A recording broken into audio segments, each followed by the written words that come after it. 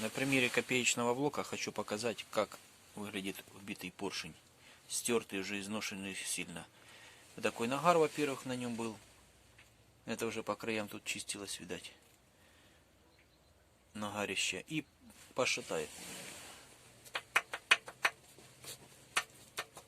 Вот это уже изношен хорошенько. Вот это те звуки, которые холодная машина издает после запуска с утра. Пока не прогреется. Оно еще пошатаешь. Средний. Видно? Там уже и кольца.